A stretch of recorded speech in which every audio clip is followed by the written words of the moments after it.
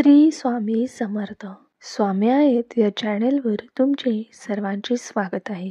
होळीच्या दिवशी या 17 पैकी एक उपाय केला तरी धनलाभ होईल. होळी या रंगासह समृद्धीचाही सण आहे. येथे आम्ही काही सोपे उपाय सांगत आहोत ज्याने तुमचे काम नक्की होईल.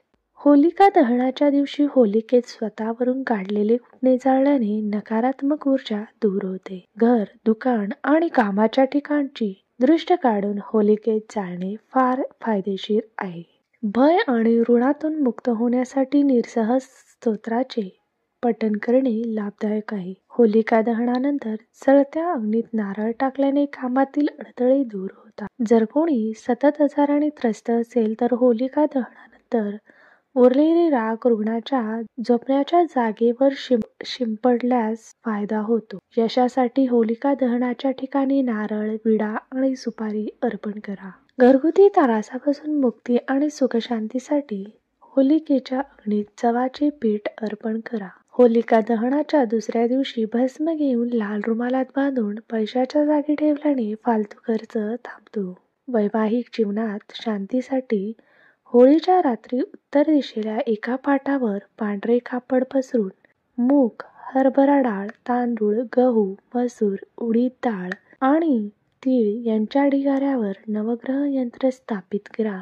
यानंतर कुंकू तिलक लावून तुपाचा दिवा लावून पूजा करावी. होळीच्या दिवशी सकाळी शिवलिंगाला सुपारी आणि हळद अर्पण करा आणि न वळता घरी या. दुसऱ्या दिवशीही हाच प्रयोग करा. वाईट नजरेपासून बचाव करण्यासाठी शेणात जवस, अरशी आणि कुश मिसळून लहान उपला बनवून घराच्या मुख्य दरवाजावर टांगा. होलिका दहनाच्या रात्री तगर, कागजंगा, केसरला क्ली कामदेवाय फट स्वाहा या मंत्राने ऊर्जा देऊन त्यात अबीर किंवा गुलाल मिसळून एखाद्याच्या डोक्यावर ओतल्यास त्यावर वश होतो. होळीच्या रात्री ओम नमो धनदाय स्वाहा या मंत्राचा जप केल्याने संपत्ती वाढते. होलिका दहनाच्या रात्री 21 गोमती चक्र घेऊन शिवलिंगावर अर्पण केल्यास व्यवसायात लाभ होतो. कर्जाची रक्कम परत मिळवण्यासाठी होलिका दहन स्थळावर हिरवा गुलाल शिंपडून त्याचे नाव डाळिंबाच्या लाकडाने लिहून पैसे परत करण्याची विनंती केल्यास फायदा होईल. होळीच्या रात्री 12 वाजता पिंपळाच्या झाडाखाली तुपाचा दिवा लावून 7 प्रदक्षिणे केल्याने सर्व अडथळे दूर होतात.